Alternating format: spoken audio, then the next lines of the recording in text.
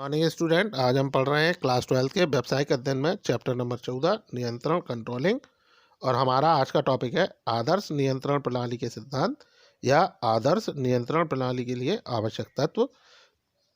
तो हम स्टार्ट करते हैं अपना आज का टॉपिक। प्रबंध शास्त्रियों ने एक आदर्श नियंत्रण प्रणाली के लिए निम्नलिखित सिद्धांत या आवश्यक तत्व प्रस्तुत किए हैं, जिनमें पहला है महत्वपूर्ण नियंत्रण बिंदु, दूसरा है फीडबैक, तीसरा है लोच, चौथा है संगठनात्मक उपयुक्तता, पांचवा है स्वनियंत्रण, छठवां है प्रत्यक्ष नियंत्रण, सातवां है मानवीय घटक, आठवां समझ सकने योग्य, नौवां मितव्ययता और दसवां निष्पक्षता। तो हम स्टार्ट करते हैं इसके जो इम्पोर्टेंट पॉइंट हैं उनसे। तो इसमें हम पहले पढ़ेंगे फीडबैक। नियंत्रण प्रक्रिया ऐसी होनी चाहिए जिसमें भूतकाल की समस्याओं के अनुभव के आधार पर भविष्य की समस्याओं का पूर्वानुमान करके उसमें कार्य बिगड़ने से पूर्व संशोधन करना संभव हो तथा कार्य सुचारू ढंग से संपन्न हो सके। तो जो हमारी कंट्रोलिंग प्रोसेस है ऐसी होनी चाहिए, ऐसी कंट्रोलिंग प्रोसेस हमें अपनी ऑर्गेनाइजेशन के अंदर रखनी चाहिए जिसमें हम जो पास्ट में हमारी जो प्रॉब्लम्स थी, पास्ट में जो हमारे मिस्टेक एरर्स हुए थे, कमियां हुई थी या गलतियां हुई थी, उनके एक्सपीरियंस के बेसिस पर हम फ्यूचर के लिए अपनी प्लानिंग करें या फ्यूचर की जो समस्याएं हैं, फ्यूचर की जो हमारी प्रॉब्लम्स हमें क्रिएट होने वाली हैं, उन फ्यूचर प्रॉब्लम्स को हम अभी उनका अनुमान लगा लें, उनका पूर्वानुमान लगा लें, जिससे हमारे कार्य बिगड़ने से पूर्व यानी जब जो पास्ट में हमसे जो गलतियां हुई उनको ध्यान में रखकर हम फ्यूचर में होने वाली गलतियों का या जो हमारी मिस्टेक हैं या हमारे जो एरर्स हैं उनका हम अनुमान लगा सकते हैं, पूर्वानुमान लगा सकते हैं, और जिससे कार्य हमारा अगर कोई ख़राब हो रहा है तो उससे पहले ही हम उसको सुधार सकें, उसका संशोधन कर सकें, जिससे हमारे कार्य, हमारे ऑर्गेनाइजेशन की जो एक्टिविटीज़ है वो प्रॉपर तरीके से रन कर सकेंगे, चल सकेंगे। दूसरा है लोच, यानी हमारी जो आदर्श नियंत्रण प्रणाली है, यानी जो हमारी आइडियल कंट्रोल सिस्टम होता है, उसके अंदर दूसरा जो इम्पॉर्टेंट एलिमेंट होना चाहिए या उसका जो प्रिंसिपल होना चाहिए वो होना चाहिए लोच इलास्टिसिटी का।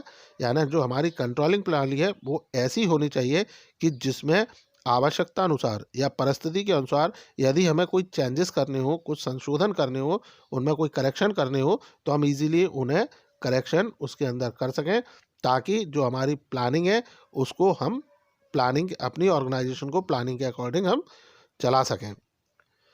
अगला है इसमें स्वनियंत्रण। प्रत्येक विभाग के स्वयं के लक्ष्य एवं नियंत्रण प्रक्रिया होनी चाहिए और इस विभागीय नियंत्रण प्रणाली के को उपक्रम की नियंत्रण प्रणाली से श्रृंखलित कर देना चाहिए।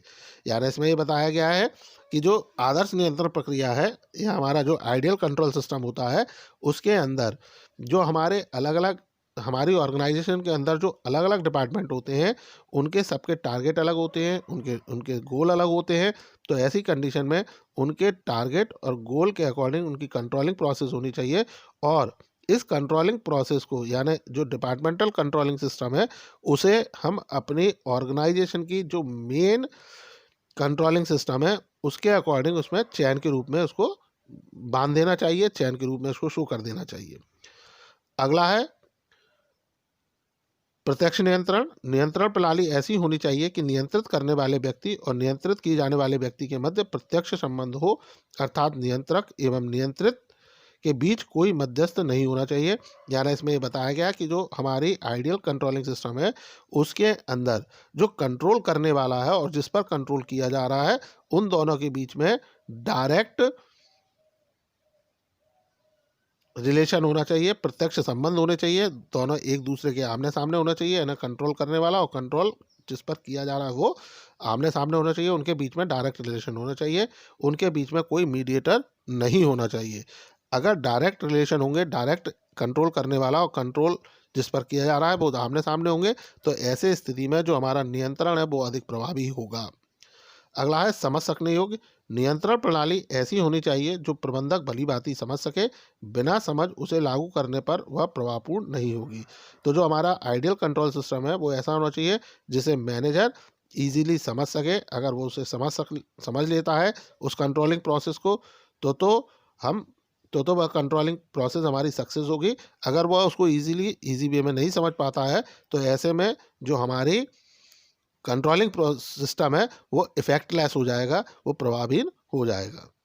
अगला है मितव्ययता। नियंत्रण प्रणाली अधिक खर्चीली एवं जटिल नहीं होनी चाहिए, अन्यथा यह प्रबंधकों को भार स्वरूप प्रतीत होती है। तो जो हमारा आइडियल कंट्रोल सिस्टम है वो मितव्ययी यानी कम खर्चीला होना चाहिए, और साथ ही ईजी होना चाहिए, सरल होना चाहिए, बहुत ज़्यादा टफ या हार्ड नहीं होना चाहिए। अगर वह बहुत ज़्यादा टफ है, हार्ड है, तो ऐसे में उसे जो मैनेजर है वो उसे अच्छे तरीके से नहीं समझ पाएंगे, और उन्हें वो एक भार के रूप में, वजन के रूप में उनको लगेगा कि कहाँ की आफत हमारे गले पड़ गई। अगला है निष्पक्षता। तो नियंत्रण प्रणाली में नियंत्रक निष्पक्ष एवं अधीनस्थों को मान्य होना चाहिए। ऐसा ना होने की दशा में कर्मचारियों के मनोबल व कार्यक्षमता दोनों पर प्रतिकूल प्रभाव पड़ता है। तो जो कंट्रोल आइडियल कंट्रोल सिस्टम होता है, यह कंट्रोल सिस्टम जो है उसमें नियंत्रक यानी जो नियंत्रण करने वाला है वो निष्पक्ष होना चाहिए, यानी किसी का फेवर लेने वाला नहीं होना चाहिए। और साथ ही ऐसा व्यक्ति हमारा कंट्रोलर होना चाहिए। कंट्रोलर ऐसा व्यक्ति होना चाहिए जो हमारे सबॉर्डिनेट, हमारे जो वर्कर, हमारे जो एम्प्लॉई हो वो उनको मान्य हो। अगर ऐसा नहीं होता है तो ऐसी कंडीशन में जो हमारे एम्प्लॉयज़ हैं, वर्कर हैं, उनका मनोबल गिरेगा और उनकी जो कार्य क्षमता है वो भी प्रभावित होगी, इफेक्टेड होगी। और ऐसे में जब कर्मचारियों या श्रमिकों का मनोबल गिरेगा, उनकी कार्य क्षमता प्रभावित होंगी, तो उसके जो नेगेटिव रिजल्ट है वो हमारे ऑर्गेनाइजेशन पर आएंगे ही। सो स्टूडेंट, ये थे आदर्श नियंत्रण प्रणाली के सिद्धांत या आदर्श नियंत्रण प्रणाली के तत्व जो आपको समझ में आए होंगे। इनसे रिलेटेड आपके कोई डाउट्स हैं, क्वेरीज हैं, तो आप संपर्क कर पूछ सकते हैं। So thank you.